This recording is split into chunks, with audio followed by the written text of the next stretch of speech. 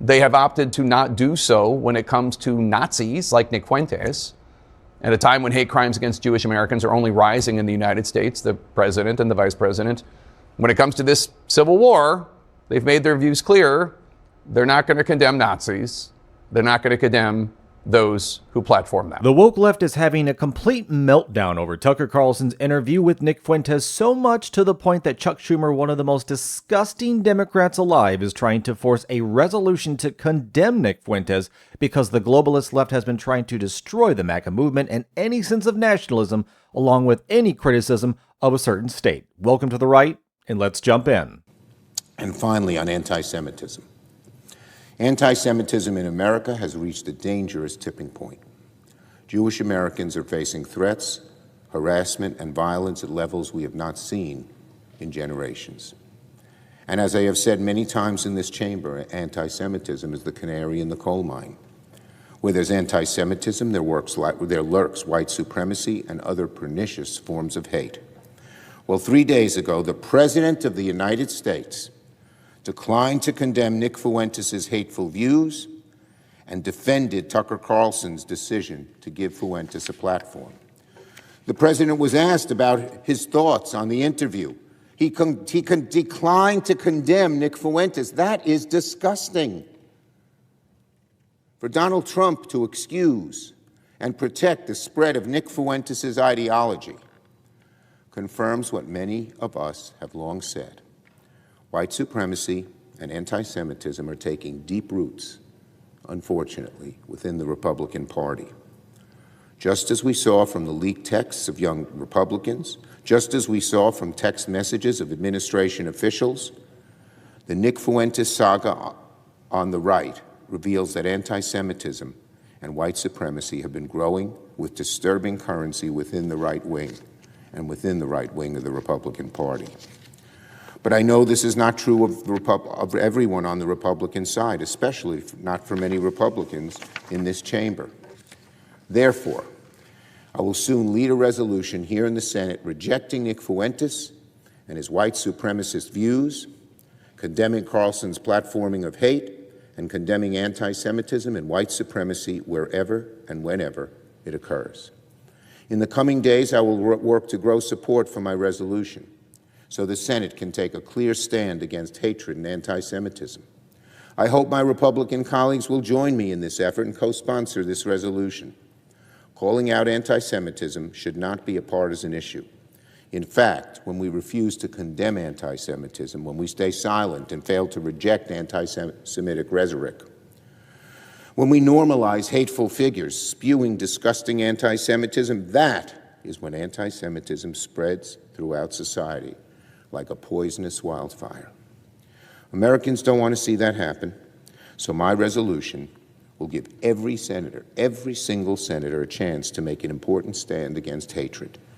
The country must see us unite and fight this awful form of bigotry. I always find it amusing when the woke left wants to complain about speech, hatred, all this crap, when they've been spewing it for years, saying the most nonsensical, most insulting, off-the-wall, just jargon, and getting away with it, literally making threats, and that's okay. But if anyone wants to criticize a certain place with reasonable criticisms, automatically, oh, it's hate speech. Nope, you can't do that. Now, isn't this anti-free speech? Isn't this against the liberal left? You know, the freedom of speech to say and be whoever you want. Isn't this anti-free speech? I mean, that's what it sounds like, because anyone making a reasonable criticism of Israel is always hit with the same thing. You're an anti-Semite. It's always the same thing. It's been the mantra for that way for years. For what? Just having an opinion? Just voicing like what they think is going on over there? Anytime, it's always seen as hate speech. So watching Chuck Schumer cry and complain, you're the same party who have professors at Ivy League colleges who put it in their head to be anti-Israel and support Hamas on your own campuses. Like that's your people. That's your side. So the idea that he wants to do a resolution against Nick Fuentes, claiming he's this, huge threat to Israel, all the while he didn't want to do the same thing to the very people in his own party when he had thousands of them rallying for this. It's laughable. It's laughable. No, it's because he wants to have an honest criticism of Israel, and it's because he's nationalistic. The woke left does not want anyone to have any semblance of an American sovereignty and nationalistic tendencies. They don't want that because they're the globalists. They're completely anti-America. So the whole MAGA movement, anyone supporting it, no, they are anti against all of it because they don't care about America. And just like Chuck Schumer, we've got Jake Tapper over at CNN absolutely losing it just the same, begging for the White House to have some sort of condemnation of Nick Fuentes, and it just kills him for the fact that Donald Trump's just like, no, he's fine, do what he wants. Let's check it out. But you can't tell him who to interview. I mean, if he wants to interview Nick Fuentes, I don't know much about him, but if he wants to do it, get the word out. Let him, people have to decide. Ultimately, people have to decide. The neo-Nazi Nick Fuentes replied on Twitter or X, quote, "Thank you, Mr. President." So there we have it. President Trump expressing no issues with neo-Nazi Nick Fuentes, who has expressed an affinity for Adolf Hitler and regularly traffics in racist, sexist, anti-Semitic filth. Now, some conservatives, such as Senators Ted Cruz and Senator Mitch McConnell, have criticized Tucker Carlson for his very friendly, lengthy interview with Nick Fuentes. Other Republicans have not been so blunt in their condemnation of Fuentes or Carlson, or even condemned either of them. Vice President J.D. Vance, considered the next leader in the MAGA line of succession, he's no stranger to questions about Republicans espousing anti-Semitism in the last few months, following the Young Republicans texting scandal, which was first reported by Politico, which included one message where one of the young Republicans said, quote, "I love Hitler." Vice President Vance characterized those expressing outrage as, quote, "pearl clutching." And the vice president repeatedly referred to the participants as kids, even though the ages of the people in the group range from 18 to 40. Fuentes is, of course, a Nazi of a more loathsome order than those on that text chain, and he has a history of going after not just Jews, but Vice President Vance. He said a number of nasty things about his wife. Vance himself called Fuentes a total loser in a 2024 CBS interview before the election, after Fuentes attacked his wife, Usha Vance, and her Indian heritage. Here's just one of these vile moments. A quick warning to our viewers. This condemnation of Vance by Fuentes is not pleasant to listen to. Now they're all in favor of a fat race mixer who's married to a Jeet who named his son Vivek. Now, this week and last, I repeatedly asked Vance's office for any comment about this internal war about Fuentes, specifically about Tucker Carlson platforming Fuentes, and there was no response. This weekend, Vance did weigh in on something related to this issue. It had to do with another member of the Carlson family, Tucker's son, Buckley, who works for Vance. And Vice President Vance, attacked just some rando on Twitter as a, quote, scumbag, because this woman claimed that Tucker's brother idolizes Nick Fuentes and questioned whether Tucker's son, Buckley, who works for Vance, is a vile bigot, too.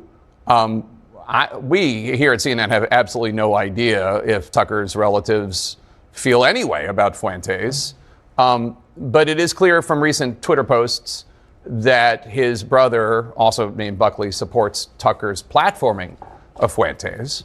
Again, in August 2024, a few months before being elected, Vice President Vance condemned Fuentes. But since then, since the inauguration, Vice President Vance has weighed in on these issues only to defend people using anti-Semitic or racist language. He certainly hasn't called any of them scumbags. So on this Republican civil war, on whether it's okay to platform Nazis or espouse anti-Semitism, President Trump has weighed in, as has Vice President Vance. President Trump clearly leaning on the idea of free speech to make his point. Yet at the same time, Trump, of course, has no problem trying to get comedians who make fun of him fired. Clearly, neither President Trump nor Vice President Vance are shy about attacking or insulting anyone they don't like. They have opted to not do so when it comes to Nazis like Nick Fuentes. At a time when hate crimes against Jewish Americans are only rising in the United States, the president and the vice president, when it comes to this civil war, they've made their views clear. They're not going to condemn Nazis. They're not going to condemn those who platform them. Yeah, folks, it's always rules for thee and not for me. Anytime Nick Fuentes or anybody on the right wants to say anything, you're a Nazi, you're a fascist, you're, whatever. And that's perfectly fine, even though you're perfectly, normal. I mean, Charlie Kirk was just a simple conservative, and yet he was a Nazi fascist. It's absolutely insane. But anything that they say on the left for years, totally fine, perfectly fine. Oh yeah, we're justified in literally everything we say, and we weren't wrong for saying anything of it, even to this day. It's laughable. It's a joke. The hyperbole that they try to push with Nick Fuentes and, the neo-Nazi and all this, he's America first. He's trying to make this country better again. And it's laughable. But they have to try so hard because they've got nothing else. The MAGA movement is growing, the woke left is losing, and they have to fracture it any way they can because they are desperate as they are getting beat left and right across the board on every single front. But folks, thanks for watching. Let me know in the comments what you thought about what all these wokesters had to say about Nick Fuentes in this clip. Like, subscribe, take care, and I will see you on the next one.